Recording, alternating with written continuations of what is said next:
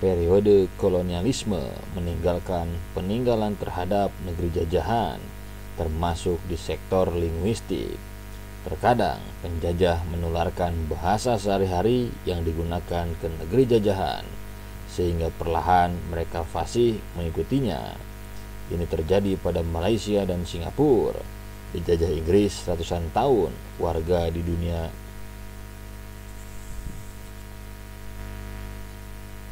periode kolonialisme meninggalkan peninggalan terhadap negeri jajahan, termasuk di sektor linguistik atau bahasa.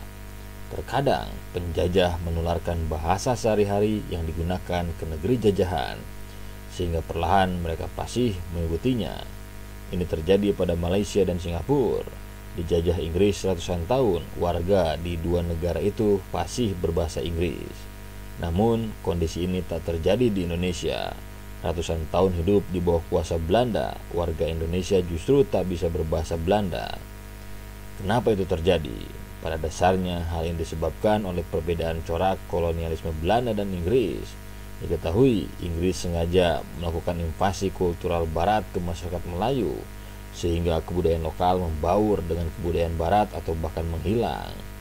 Lalu di sektor bahasa, kebijakan ini membuat orang Melayu cukup pandai berbahasa Inggris. Sementara itu, Belanda tidak melakukan itu kepada penduduk Indonesia. Sejarawan Christopher Hart menjelaskan bahwa ada dua alasan Belanda bersikap beda terhadap kebudayaan lokal.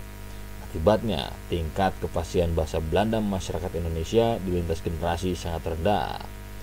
Pertama, dilihat dari sudut pandang struktur kolonialisme Belanda. Saat itu, masyarakat lokal dan orang Belanda berada di struktur berbeda.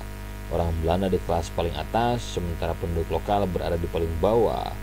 Orang Belanda menganggap menyebarkan kebudayaan serupa dengan menganggap penduduk lokal dan orang Belanda setara secara kultural. Alhasil, mereka tidak mau membagikan kebudayaan Belanda agar struktur itu tetap terjaga. Belanda selalu melihat perspektif eksploitasi ekonomi sebagai ciri negara kolonial.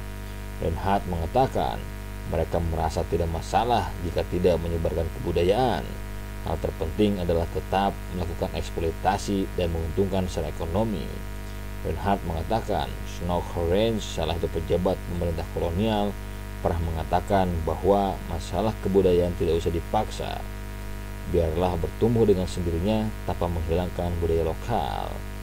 Dua sikap Belanda itu berlangsung dari mulai fase eksploitasi tanam paksa dari 1830 sampai 1900 dan terus berlanjut saat Belanda menerapkan politik balas budi atau politik etis di tahun 1900.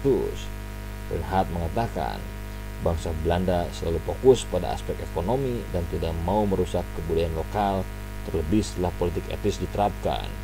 Mereka semakin paham bahwa menginvasi kebudayaan lain itu tidak baik. Namun, bukan berarti penduduk lokal tidak boleh mengadopsi kebudayaan barat, sebab Belanda juga tidak tertutup soal itu.